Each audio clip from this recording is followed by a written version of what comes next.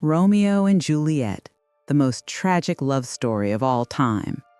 In the heart of Renaissance Italy, in the vibrant yet divided city of Verona, two powerful families lived in eternal conflict, the Capulets and the Montagues. Their hatred ran so deep that the city's streets often echoed with the clash of swords and the cries of vengeance. But amidst this storm of rivalry, fate was quietly preparing the stage for the most legendary love story in human history, Romeo and Juliet. The fateful meeting. Romeo Montague was a young dreamer, passionate yet melancholy, wandering in sorrow after a lost infatuation.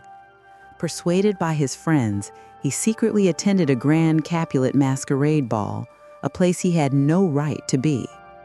There, under the glow of candles and music, he saw her. Juliet Capulet, barely 13, yet her beauty and innocence shone brighter than all the lights in the hall.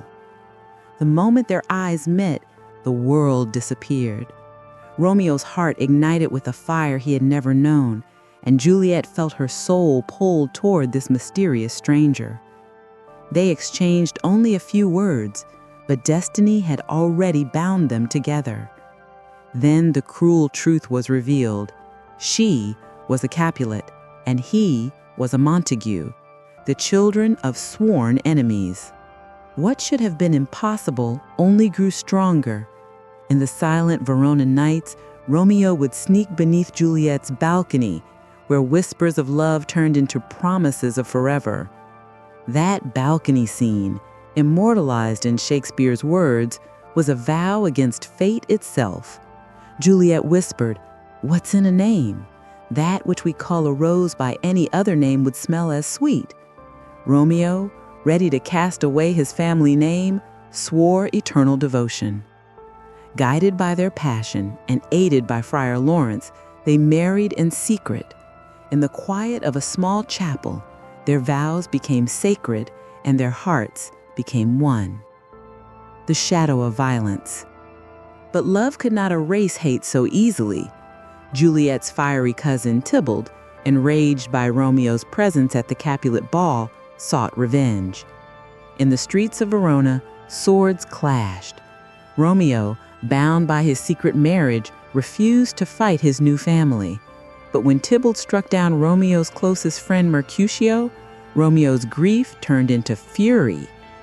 In a single, fateful moment, Romeo killed Tybalt. The Prince of Verona had no mercy. Romeo was banished, sent away from Juliet, condemned to live apart from his love. The desperate plan. Juliet's despair only deepened when her family arranged her marriage to Count Paris. Trapped between duty and her secret vows, she turned once again to Friar Lawrence. His solution was daring and dangerous. Juliet would drink a potion that mimicked death.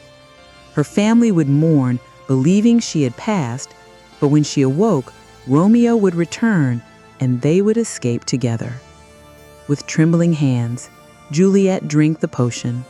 Her body grew cold, her eyes closed, and she lay as if lifeless. The Capulets mourned their daughter, never knowing it was all a ruse. The fatal miscommunication.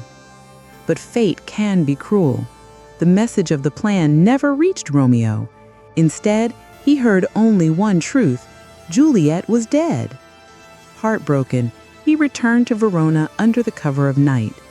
At Juliet's tomb, he gazed upon her still body, kissed her cold lips, and whispered his final words of love. Then, with trembling hands, he drank poison and fell lifeless beside her. Moments later, Juliet awoke. She saw Romeo's body, his lips still warm from the poison. Her cries echoed through the tomb. Refusing to live without him, she grasped his dagger and drove it into her heart. Two young souls united in life were finally joined in death. The legacy of love and loss.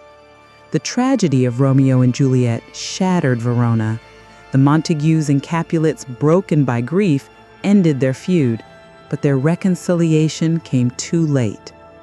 Their children's deaths became an eternal reminder: hatred destroys, but love is timeless, pure, and unforgettable.